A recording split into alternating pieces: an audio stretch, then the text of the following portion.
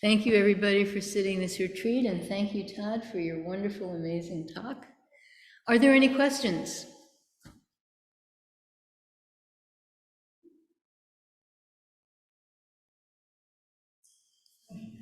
Okay, Liz, talk really loudly.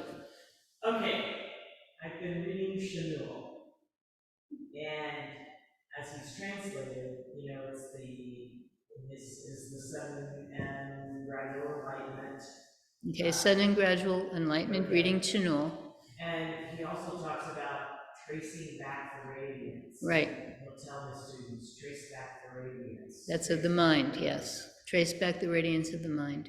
Okay, and so I'm wondering if tracing back the radiance is that what he's is that like gradual enlightenment? Is that the process that he's talking about, or what would be the metaphor for tracing it back the radiance? So tracing back the radiance is a meditation technique, and it means just looking at your mind.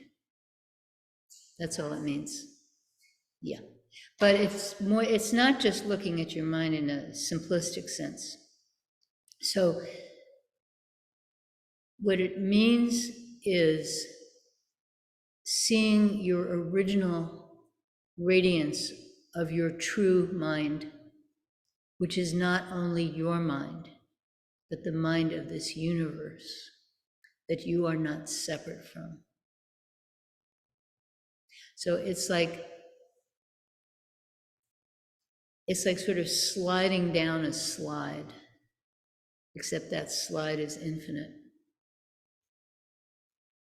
So it's just seeing your true nature as it appears. Same as don't know. Same thing, So when you say it's a meditation technique, Yes. then when you're meditating, what are you doing? Just watching your mind? So more Soto-ish?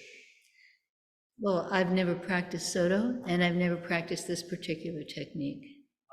So, howsoever, that's what it is. It's a statement of faith in the radiance of your mind. So Todd gave this amazing, wonderful talk. Every now and then someone gives a talk and I think, I wish this was recorded, because that was just a fantastic talk. And he talked a lot about Shin Buddhism, which says we are foolish beings and that we need help in awakening. And it's true, we are foolish beings, and we do need help. That's why we're all here together. Whether we're online or whether we're in the room, we're here together because we recognize that we need each other's support. And that's also a recognition that we are not a little marble. I'm not a little marble, and Todd's not a little marble, and Wenda's not a little marble, and so on and so forth. I could name everyone in the room and online. But we're not these little marbles that are separate. So this radiance, we all share this radiance. It's our birthright.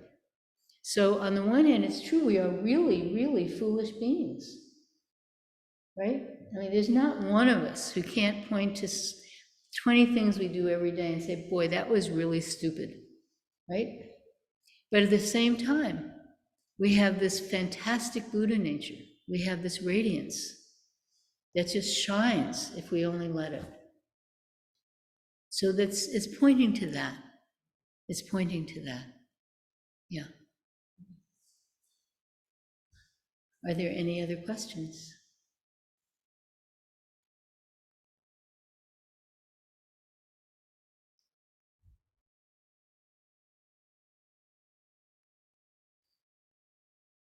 Well, I'll talk a little more about it, what Todd said and what I said. There are 84,000 expedient means in Buddhism. That means no one path can say, I'm better than any of the others. But I want to sort of point to a difference between Shin Buddhism and Chan, Zen, Son, Tian Buddhism. And that is that Shin Buddhism is pointing out that We're not these little marbles that can do it on our own. In fact, doing it on your own doesn't even make sense. Because what is this I, right? It's not a little marble. And Zen points to this vastness of mind that we are already part of. So we're foolish beings and we need help, but we're not separate from whoever's helping us. It's all working together. And there's no foolish, and there's no not foolish.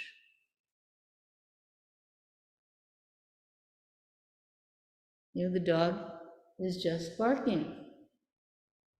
And Todd really brilliantly pointed out the difference between I, here, dog, and how that makes this separation. But when that dog barks, you don't need to like it or dislike it. You don't need to think about it. It's just this dog barking. And if it's going to lunge at you, you will naturally know what to do. You know, it's really interesting. There's this experiment that was done a long time ago where they somehow wired people up in the motor cortex, whatever that part of the brain is, and they asked people to, you know, they had two things, like two cups, different colored cups, and they were supposed to, you know, decide which one they were going to reach for. And what was interesting about this is that the muscle started moving before the brain started thinking. So a lot of our thinking is just after the fact. The decision has already been made, the action is already happening, but we have to like find a story to fit it into, you know? So there's this real, I mean, interconnectedness is not, it's not a joke, it's real. It's how the world actually works.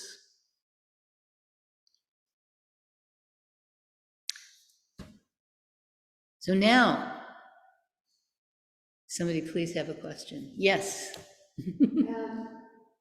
Well, it seems like in Zen, don't attach to your thoughts, but what about, like, what all is included in thinking? Like, yeah, last night when we started talking about feeling the expansiveness, I could feel the expansiveness, and that is, to me, I don't perceive it as thinking. So, like, what, is that okay, to like tune into things like that? We're not like thinking of words and thoughts. It's just a feeling or a sense of something. So your question is, what is included in the word thinking? Mm-hmm. And is it okay to just, feel the expanse? Yeah, because last night I was talking about this world, just letting it come in, just letting the universe come in. Yeah, so don't worry what it's called. Don't worry if it's called thinking or if it's not called thinking. It doesn't matter. Just 100%. What are you doing now? Which could mean, what are you thinking now? And it could mean, what are you feeling now? But the other thing is to let it go. Could you turn the light on? Yeah, thanks. To not hold on to it. A lot of times people hold on to things when, like, maybe they have this feeling of, they sense this expansiveness of the universe and they really want to hold on to it. But it's already done. It's already gone. Water under the bridge, flowing. Boom. It's no longer there. So it's just moment by moment by moment by moment. And don't worry what it's called and what it's labeled. Don't worry about that. Just right now. That's all. And for whom? That's the other part of it. For whom do we live our life? That's very important. Yeah, a long time ago, I've told this story before, a long time ago, out in California when the Zen Center in our school in Berkeley was just starting. And Zen Master Sung-san was visiting. And at that time, having a Zen master around was like a really big deal. So this guy called the woman who owned the house, and she said, "I'd like to come over and meet the Zen master because I have a certificate of enlightenment from Japan, and I would like him to, approve me, to sort of say, yes, yes, indeed, you are enlightened." And so the Diana Clark at the time, she came over and she said to Zen Master Sung-san, "Well, this is the situation, may he come and visit?" And he said, "Oh, of course." And then he said, "Those are the worst." Because this guy, he had some kind of experience, and then somebody said, "Yeah, you had an experience," and then now he's holding on to that experience. He can't have any other experiences because he's so busy holding on to this experience, right? So yeah, it'll pass. It always does. Are there any other questions?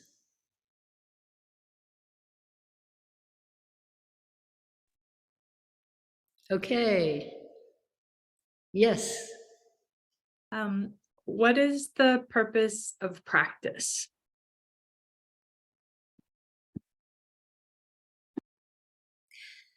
So if I said the purpose of practice is to turn purple, that would be limiting it, wouldn't it? If I say the purpose of practice is, then already we have a problem. Because that means that we put blinders on and all we can see is this purpose. And have I achieved this purpose yet? So then our practice is no longer genuine because we're checking, have I achieved the purpose? Have I achieved the purpose? Have I achieved the purpose? So the purpose of practice is practice. You practice and you find out. Your life will change, guaranteed. Of course, if you don't practice, your life will also change. That's also guaranteed. No matter what you do, your life will change until you die. And maybe it'll keep changing, who knows? But yeah, so the purpose of practice is not the way to look at it. Just practice. And when we say Zen is attain your true self and help this world, that's what we say. But if you get stuck on that, then have I attained my true self yet? Am I helping this world? So then you have a problem. So we point to a direction, but there's no end. You just keep going, you keep going, you keep going. Liz mentioned Shanul, who was, I believe, 11th century Korean Buddhist teacher, a very important person in Korean Buddhism, and a very wonderful, wonderful teacher. And he taught that you never have like a moment of enlightenment and then you're done. That anytime you have this opening, the kind of opening that Julie was talking about, I felt it, I perceived something. Anytime you have an opening, that's simply a sign that you need to practice harder. And so you just open and open and open and open. There's never a final one. As long as you're alive, you're never done. And as I said, maybe after you're alive, maybe when you're dead, you're never done either, who knows? So yeah, so the purpose of practice is practice. Okay, thank you. Are there any other questions?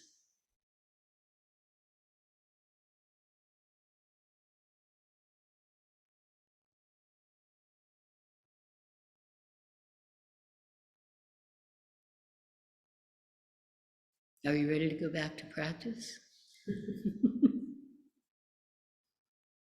That's what we're going to do. okay? Unless someone has a question. Okay. No, I don't want to go back to practice. Well, no, I just know that all my questions are foolish, but. No, they're not. Um, There's no such thing as a foolish question. But how do you perceive your life as different now than before you started the practice? I mean, I know that can change moment by moment, but it's sort of difference. Yeah, so that's, what is the purpose of practice? That's what you just asked. How can you point to your previous life before you practice and now? Yeah, well, it's sort of like, it just seems like, I don't know, sometimes I practice and then I stand up and I start doing my day and going through whatever I'm going to be doing, and I notice it's different, I mean, I feel like I'm more like just doing the right thing. Yeah, so when you practice, your life changes in certain somewhat predictable ways. Like, yeah, you tend to do less stuff that separates you from this world. You tend to be able to, I hate this phrase, be in the moment. You tend to just do what you're doing more than doing something while your mind is somewhere else, yeah. And other things happen, you tend to be calmer, you tend to be nicer. So a long time ago, I was very active in math education on a national level. I was on committees, and I also had like teacher workshops and stuff like that. So on local, national, and state levels, I was very active. And you'd be surprised how people fight over math education. I mean, they've been doing this for decades. It's called the math wars. And they really haven't stopped. They've just sort of gone underground. And people feel like, this is how you teach math. No, this is how you teach math. And then fight about it. And it gets really nasty. And I was at a conference, and somebody really attacked me. And it didn't bother me. I just responded to, the substance of what this person was saying and not the tone in which they were saying it. And somebody came up to me later and said, how did you do that? How did you not get mad back? And I said, 10 years of Zen practice, And then another time I was at a family reunion, and one of my uncles came up to me and said, how did you get to be nice? And I said, 10 years of Zen. So but Zen is not self-improvement. And that's really important. This is like the question about, what is the purpose of Zen practice? Same thing. You could list these things, and they're very predictable. They're extremely predictable. And you can list these things, but that's not the point of Zen practice. That's a side effect. And so you will notice these things about your life. You will notice them. And maybe other people will notice them too. But that's a side effect. Okay? Like that medication Ozempic, which is developed for diabetes, turns out it helps people lose weight. That's a side effect. It's not the point. Okay? So yeah, the direction is very clear, and the direction is not about yourself. And that's very important, because a lot of people, they do meditation so that they will get particular results, and then it adds to their sense of smugness. It adds to their sense of self-satisfaction. And then it prevents them from actually reaching out, because they're so concerned. And our society does this. I mean, you read the New York Times, they're always having in their wellness section, they're always having these things about meditation and what meditation can do for you. And then they give you little like guided meditations to help you, stop your eye from twitching, or, your nose from bleeding, or whatever it is. They're always giving these little guided meditation things to help you with this or with that. And that's just missing the point entirely. Like Todd said, it's like when the self drops away, when you're not there to check about how you're doing, that's the point, when you can really reach out to whoever's around you, when you can really do what needs to be done without patting yourself on the back. Oh, look how great I am, I'm doing this thing, you know. You just do it. And somebody needs a hug and you just hug them. You don't say, oh, I'm so wonderful, I'm hugging this person, I'm so compassionate. You know, if you're thinking you're compassionate, you're not compassionate in that moment because you've separated yourself. So how can you be compassionate? You know, when you're really compassionate, you're not thinking about it. It's just, you're just doing what needs to be done. So that's the direction of our practice. And it's really important not to confuse it with the self-improvement stuff, which happens. You know, it happens. But that's not the point. Yeah. So thank you very much for your question. See, that wasn't a stupid question. Yeah. Yeah, you learn as a math teacher to always say, there's no such thing as a stupid question, but the truth is, there is no such thing as a stupid question. They're fundamental questions, they're specialized questions, but there's no such thing as a stupid question. Are there any other questions? Yes. I'll ask my question here rather than Yeah. in the interview. But okay, so this morning I started, what time is it? Where are we in the retreat? Oh yeah, when is that stick going to be hit? Yeah, and what time is it, and what's the schedule? I know I looked at it, and I didn't realize it was. And I thought, in other words, from the temple rules, just follow the mokta and follow the chief. So it's and I said, somebody's going to hit something. Yeah. So I don't. Yeah, so your thing is you have this mind that wants to predict or know exactly where we are. Exactly, Yeah. all the time. And so then I let that go, and it's, Mm-hmm. quite pleasant, which is not the word I normally Okay. use to describe a retreat. Okay, so it's pleasant when you let that go. Okay. Yeah, but when I go home, or this retreat is over, there's no shooting. Nobody's banging out. So then, what do what's the chikti and the bhakta outside of the retreat? Have faith in this universe. So we want to anticipate, we want to control. I mean, it's not the precise thing of you're waiting for someone to hit the chickpea. But we watch our mind. I mean, God knows I know what that's like. You're sitting there, when are they going to hit it? Oh my God, I bet they're gone over by like 5 hours. I just can't take this anymore. When are they going to hit the damn thing? You know, I understand that. In fact, one time I was sitting in a retreat in Colorado with Barbara Rhodes and Master Sung Hyang, and the cabin where she did interviews was about 1/8 of a mile away from where we were sitting, and she decided she wasn't going to come up after interviews. She was just going to go to sleep because she was really tired. But she didn't explain that. And so the person comes from the last interview, and the guy who's in charge of sitting is waiting for Bobby to come. And he's waiting for Bobby to come. And he's waiting for Bobby to come.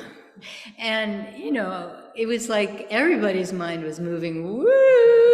Everybody's mind was moving. And, everybody was like standing up and then sitting down. And then, I swear it was like an extra hour that we were sitting there. And then finally the person would come back, realize what was going on. She jumps up and she tells him, and then he goes, oh, so.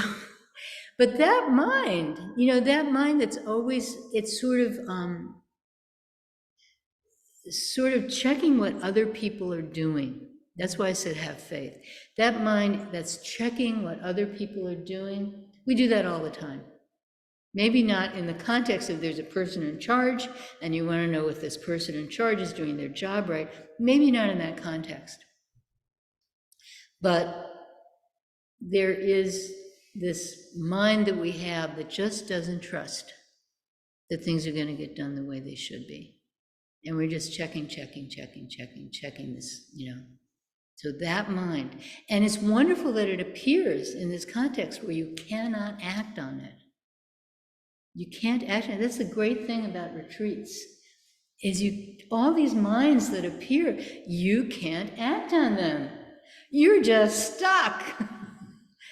And they appear and you look at them, and they appear and you look at them, and they appear and you look at them, and you say, boy, that's a bunch of bullshit. That's really nuts. What am I doing this to myself for? Why am I doing this with my mind? So that mind appears, and it's wonderful that it appears, because then gradually it won't affect you in the rest of your life as much.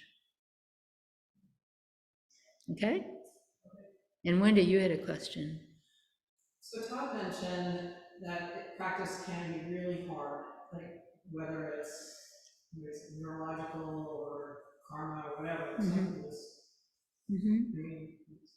And like even if somebody that I just meet or even my family, I wouldn't even try to get them to practice. Although this is so valuable. So what about everybody that's not? Yeah, so that's why we say there are 84,000 expedient means. So practice doesn't fit everybody. It's interesting, if you look at people in Kansas Zen Center who are parents of grown children, whose children were around when we were practicing, were children, like my son, for example, Dennis's kids, they generally, a lot of kids, kids of very serious practitioners don't practice when they grow up, because practice just doesn't fit everyone. So everyone finds something. Hopefully they're able to find something. Not everyone runs into whatever it is that fits them, but if you're lucky, you do. But yeah, you can't force it down anyone's throat. You can't do that. And so you have to have faith. They'll find their own way. May not look so great to you, but they'll find their own way.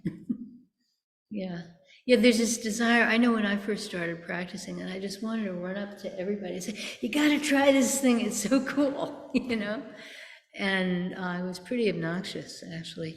I was obnoxious anyway, but probably still am. But yeah, so there's this desire, because it's something that is helping your life direction. And you want everyone to have that, but it's different for different people. And then there's a flip side of that. Practice is if you're really practicing, it's necessarily hard. If you're sitting there in samadhi all the time, you're not really practicing, because you're not paying attention. You're just, When I do a long retreat, like 3 weeks, 4 weeks, 90 days is the longest I've ever done. The first week or so, it's just samadhi time. I'm out in a cabin in the woods somewhere. It's just really nice, and the birds are singing, all that kind of stuff, and there's beautiful plants everywhere and stuff, and I've just put everything in the rest of my life down. I don't have to think about anything except just getting by day to day and sitting there and bowing and chanting, and it always feels really great. And then sometime after the first or maybe second week, all of a sudden the shit comes up and becomes really hard. And that's when I'm actually starting to practice. Because that's when I'm just there, letting it be. And for some people, looking at all the stuff that makes all the stuff that we create that makes our lives so hard, for some people that's unbearable. So I don't recommend that everybody practice, because for some people it's absolutely unbearable. So everyone finds their own way.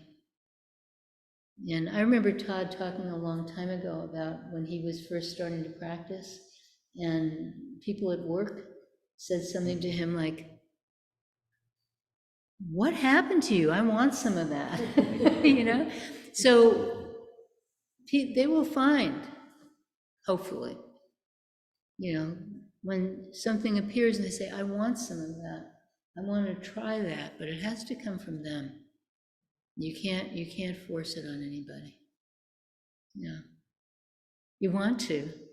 You think, "Oh, if only you did this," you know. But yeah, you really can't. So.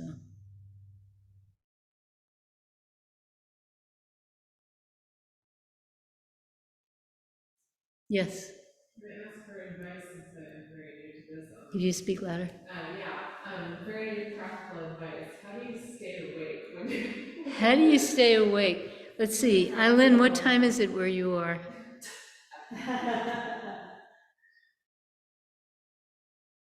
3:22 a.m. You should be asking Eileen.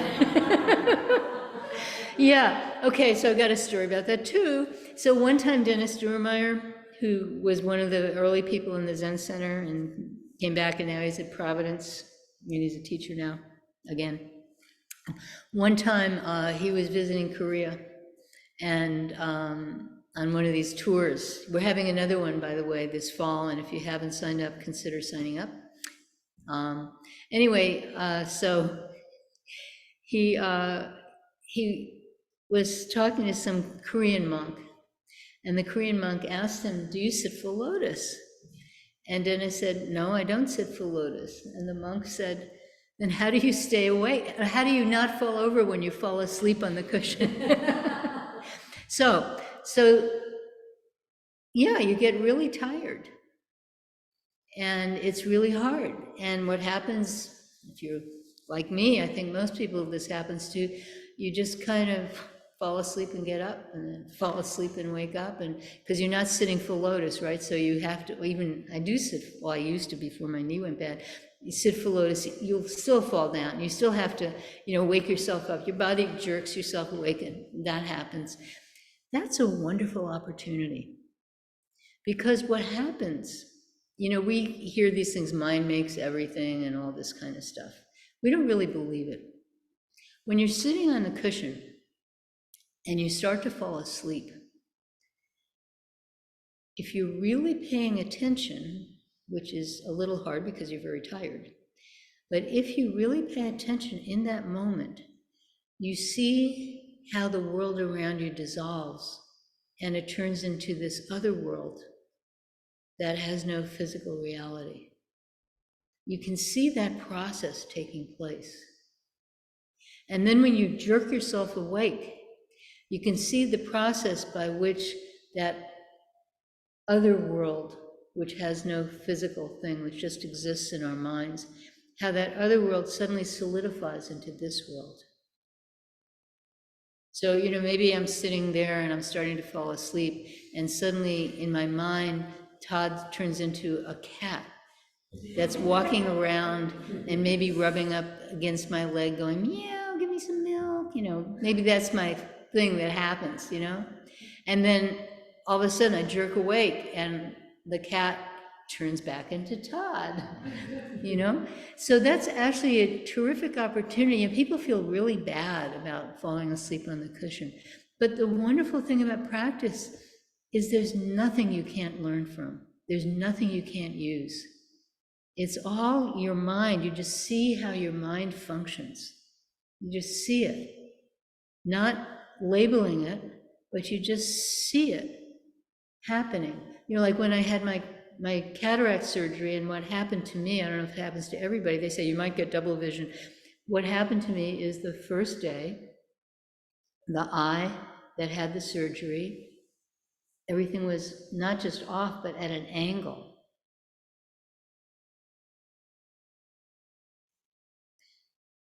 So, I've forgotten your name. Lisa. So instead of seeing Lisa, I would see Lisa, Lisa, like that. And that was very interesting, you know, and very scary. But then what I noticed is gradually, as the day went on and over the next day, the Lisas cohered. And it wasn't because anything happened in my eye, it was my brain. I could see how my brain was taking the input from my eyes and making it cohere so that there's only one Lisa sitting over there and she's upright and not at an angle. It was a really interesting process. And practice gives you that intimacy with how the mind works. It helps you have that intimacy so you can see what's really going on. You can see how you construct these things. So, yeah. You have my permission to fall asleep as long as you wake up. You don't want to fall over and hit your head or something like that. Yeah. Yeah, these stories of Zen masters, you know, hit themselves with an awl. I mean, think about that. You know, and all this pointy things, you hit themselves in the leg. I will not fall asleep. Bodhidharma, you know, cut off his eyelids. Kids don't do that at home because what happens is you'll go blind because you don't have the tears and everything like that. But we don't have a Bodhidharma in this room. We have one in the interview room. Well, there's a Bodhidharma up there, but he's not too scary. But yeah, so he always has these bug eyes because he doesn't have eyelids. Hello. Why not just learn from it? You know, you fall asleep and you wake up, and you fall asleep and you wake up. Why not just learn from it? Yeah. Also, one practical thing we could do is stand up. Yeah, you could stand up, that's true. You don't want to fall asleep. I never do that because I figure I'll fall over. But yeah, if you think you can do that, you can do that, yeah, right. Yeah, don't anybody bring an awl and hit yourself in the leg. That's a very bad idea, yeah. I have a quick question. Yeah. Question. So, just happened to be I was talking to Bobby 2 days ago. Somebody was asking her the same question, similar question. Should you keep your eyes open or closed? And she just got a laugh.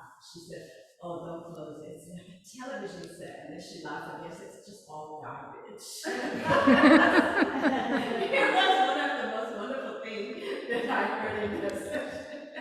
Yeah, well, this is actually very important because in Zen practice, some meditation techniques you do close your eyes. But we want to be in contact with this universe, you know, the absolute and the relative are not separate. And so we don't want to fall into the absolute. We want to, the absolute and the relative are not separate. So we want to be there. So we tell people to open your eyes, but you don't open your eyes looking straight ahead. I did this for many months until someone corrected me, and I can tell you what happens if you do that is your energy just goes. But what we tell people is to sit with your eyes at a 45-degree angle, and we meaning any Zen school, we all do that. Sit with your eyes at a 45-degree angle, and then in some ways it's creating like a tripod. You know, you have your butt and you have your eyes. You also have your butt and your knees, so you have 2 tripods, right? And so that helps give you stability. You know, physical stability, emotional stability, mental stability. It helps give you stability, and your energy is sort of recirculating that way. Instead of leaving you, it's recirculating, and then your center becomes stronger. That really helps your center become strong. And Zen Master Songsan was really big on that. He would take his stick, I don't have the stick with me, he would take his stick and he'd point to people, you know, in interviews, go, "Your center becomes stronger, stronger, stronger," and he actually, you know, gently touch your stomach with his stick. You know, because yeah, you strong center, open heart, clear mind. You know, that's what happens when you practice. That's the side effects. You know? It's very, very important, this strong center. So yeah, so that's a good question. Yeah, so your eyes at a 45-degree angle to the ground, and your chin tucked in. You want the roof of your mouth to be parallel to the floor. And that helps your neck have a good posture, so it minimizes the tension on your shoulders and your neck. Won't do away with it entirely, especially if, like me, you end up like that, you always have to correct yourself. But yeah, so you want your palate of your mouth parallel to the floor and your eyes at a 45-degree angle. I used to tell people, have your eyes where you would hit the floor if you fell, but now I'm on a chair, so that doesn't work. So I don't say that anymore. Hopefully I'll be on the floor soon. Are there any other questions? Okay, my watch stopped, so I see that it's time on the computer. I see it's time to stop. So could you turn off